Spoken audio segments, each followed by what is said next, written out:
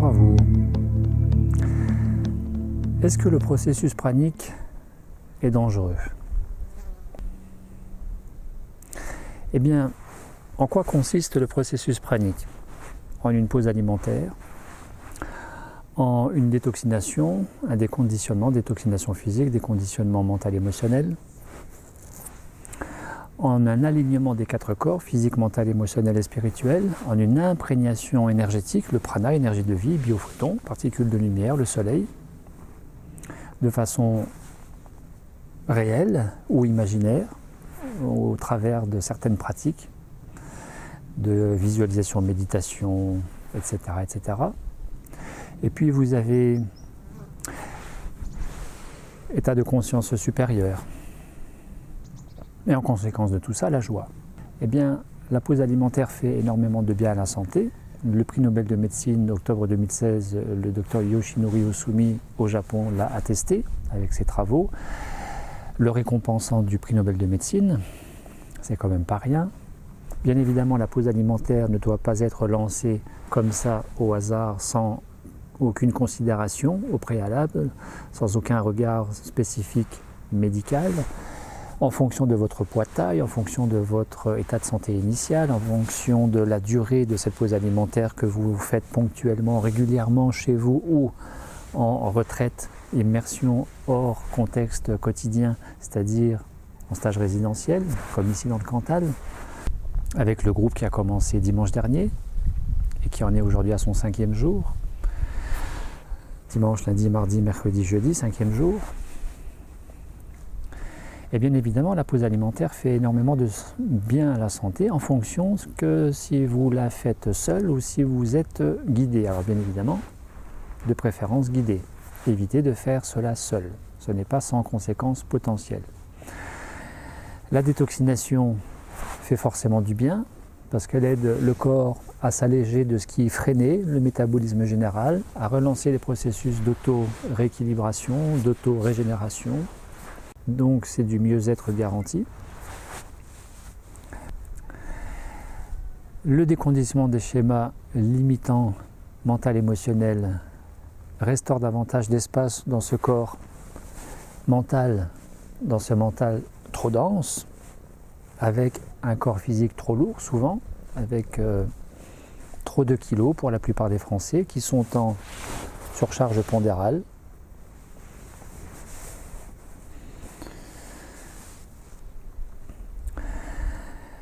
Donc la pause alimentaire, la détoxination fait forcément du bien. Et puis vous avez l'alignement des quatre corps. L'alignement des quatre corps, physique, mental, émotionnel, procure davantage de cohérence et de fonctionnement, de meilleur fonctionnement global au niveau de la tête qui pense avec le corps qui ressent. Donc c'est meilleur. Et puis grâce à cet alignement, vous avez cette joie qui émane de davantage de conscience, de moins de mental, de moins de lourdeur dans le corps physique, de lourdeur dans la sphère psychique, émotionnelle. Eh bien la joie n'est pas contre-indiquée, la joie n'est pas synonyme de mal-être, de danger potentiel, au contraire, c'est davantage de bien-être, d'équilibre global de soi. Entre l'alignement des quatre corps et la joie, vous avez l'imprégnation énergétique.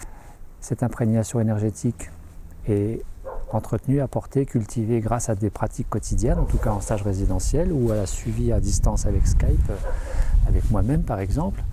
Eh bien cette imprégnation énergétique, c'est tout simplement de façon symbolique, imagée, comme aller à la pompe à essence quand le réservoir se vide. Donc avant qu'il soit complètement vide, régulièrement, calé sur les horaires de repas, une petite pratique d'imprégnation énergétique, pranique, permet d'aller à la pompe à essence et de se sentir tout de suite mieux, parce que le corps détoxine beaucoup mieux avec l'énergie relative à cette détoxination, que la sphère mentale émotionnelle déconditionnée se sent plus légère aussi avec cette imprégnation énergétique.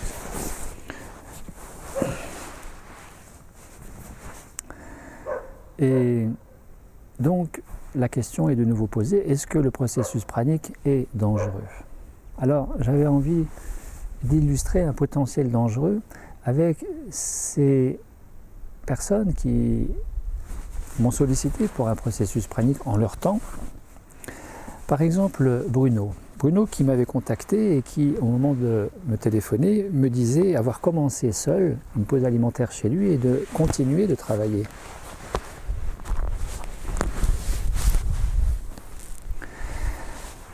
Sauf qu'à 10 jours de pause alimentaire, au moment où il me téléphonait, il était toujours en activité professionnelle et en l'occurrence de conduire son 33 tonnes. Voilà un danger très potentiel de tuer quelqu'un sur la route ou lui-même de se tuer.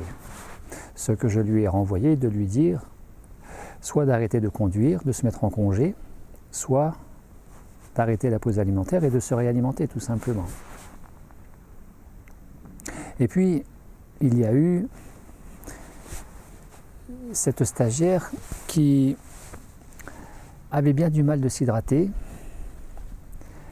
et qui, progressivement, les jours passant, les jours de pause alimentaire s'accumulant, passant, s'hydratait de moins en moins pour ne plus boire qu'à la grosse cuillère et après à la petite cuillère et d'arriver vraiment avec très peu d'hydratation journalière. Et moi, de la stopper à son 9e jour de processus alimentaire et d'avoir très bien fait, puisque le 10e jour, son médecin traitant l'a hospitalisé pour déshydratation. Et puis quoi penser de ce stagiaire belge qui se reconnaîtra, qui m'avait contacté avec un rapport poids-taille classé amaigri au regard de l'indice de masse corporelle, puisque très grand en taille, et particulièrement bas en poids, en masse, kilos,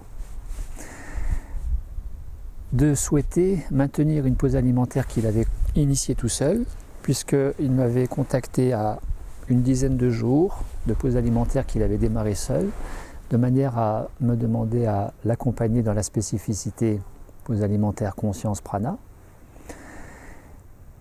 et tout simplement parce que il disait avoir entendu des voix lui dire qu'il était déjà pranique et qu'il n'avait pas besoin de s'inquiéter. Et lui de le traduire comme étant « tu peux poursuivre ta pause alimentaire ». Et de lui-même de n'avoir pas pu poursuivre parce qu'il s'affaiblissait de jour en jour et il a dû tout simplement arrêter. Quoi penser, quoi dire aussi de ce stagiaire que j'ai eu cet été 2018 au Québec, chirurgien, et qui, malgré mes conseils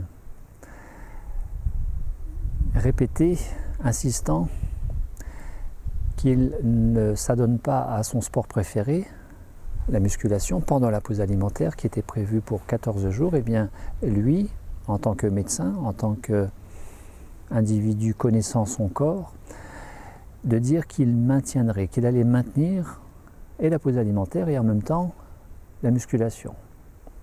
Et non seulement de prendre le risque d'avoir un accident car il prenait sa voiture et il en avait pour une demi-heure de route aller-retour pour aller à la salle de musculation tout en étant en pause alimentaire, mais aussi tout simplement de brûler davantage d'autant de calories, d'énergie, de pomper dans ses réserves du fait de l'activité sportive, alors qu'il était en arrêt d'apport énergétique par la nourriture conventionnelle. Et bien que je lui ai répété de ne pas le faire, il a voulu le faire et à un moment donné, au 9e jour, d'être complètement ralenti, hagard et d'être arrivé à un pouls au repos de 20 à 30 pulsations minute, en sachant que chez l'homme, le pouls moyen chez un homme de bonne santé est d'environ 65, 75, 70, 80 pulsations minute. Ce qui veut dire tout simplement que ce chirurgien digestif, avec le travail très sollicitant de chirurgien qu'il avait assuré jusque très tard, peu avant cette pause alimentaire au Québec, et donc la fatigue accumulée, plus la fatigue propre à la pause alimentaire, la détoxination, plus la fatigue propre à la musculation, et bien tout simplement ce médecin était en train de s'épuiser et certainement à frôler l'arrêt cardiaque, tout simplement. Et puis quoi vous dire de cette stagiaire qui est venue l'été dernier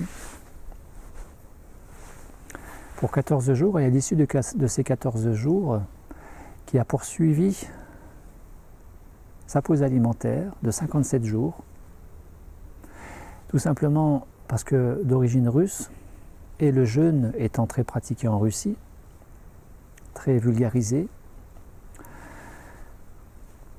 eh bien d'avoir une certaine habitude, quand elle avait 18 ans, de passer une semaine sans manger, d'aller à l'école et de faire une petite performance d'une semaine de jeûne avec les copines en allant à l'école, eh bien d'avoir gardé cette tradition, et pour elle de ne pas avoir de difficultés particulières à ne pas manger, jusqu'au jour où, malgré mes conseils, de ne pas forcer, de ne pas violenter le corps,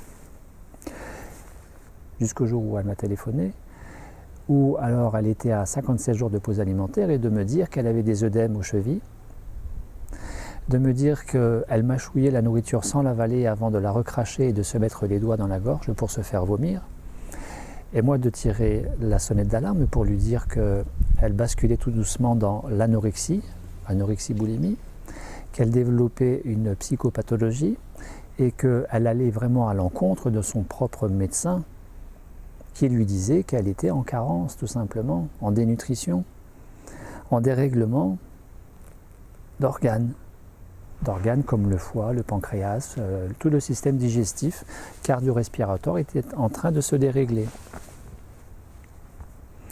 Donc, quel serait le point en commun de toutes ces personnes? Le point en commun est que absolument toutes ces personnes ont écouté leur tête, leur volonté plutôt que leur corps. N'ont pas entendu les messages du corps, n'ont pas écouté mes conseils. Et c'est là où je veux en venir, c'est que tout simplement la pause alimentaire, le processus pranique, oui, il est dangereux, potentiellement, à partir du moment où nous ne sommes pas en accord avec le corps, que nous ne l'écoutons pas, que nous ne le respectons pas, que nous lui imposons violence de nos volontés, d'en faire qu'à notre tête. Et bien sûr, la pause alimentaire, pranique ou pas pranique, seule ou accompagnée, à domicile ou en résidence, en résidentiel, est potentiellement dangereuse, à partir du moment où nous n'en faisons qu'à notre tête. Or, il n'est pas question de performance, de défi, de compétition, puisque le seul défi de la pause alimentaire est de se poser, de se reposer, de déposer et de s'aligner sur l'instant présent pour vivre la présence au présent qui est la véritable nourriture. En réalité, état de conscience particulier, relatif au vivre au présent. C'est le seul défi de la pause alimentaire et non pas d'arriver à être pranique au sens propre, c'est-à-dire de ne plus manger. La nourriture pranique, ce n'est pas ne plus manger, c'est se nourrir. C'est se nourrir en abondance, de l'abondance de la vie au présent. Que vous mangez, que vous ne mangez pas, que vous mangez un petit peu, beaucoup, peu importe, et je vous dirais même, on s'en fout. Ce n'est pas le but de la nourriture pranique. Que vous soyez totalement abstinent ou autonome alimentairement parlant, que vous soyez complètement ou partiellement relayé au champ unifié quantique, c'est-à-dire pranique, ce n'est pas le plus important, ce n'est pas ça le message.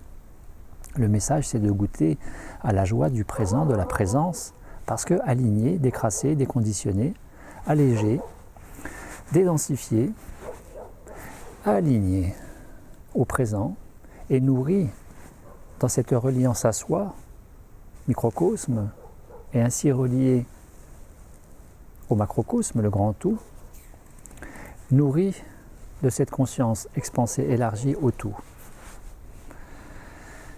Tout simplement. Donc oui, le processus pranique est potentiellement dangereux à partir du moment où la tête prime, la volonté, l'ego, la volonté égotique prime sur l'écoute, le ressenti, l'observation, le respect du corps envers lequel nous nous mettons à l'écoute, au service du corps pendant cette pause alimentaire et qui consiste aussi à se reposer et non pas à brûler son énergie, ses réserves, ses ressources de façon inconsidérée, d'une quelconque manière que ce soit. Merci à vous, à très bientôt. Au revoir.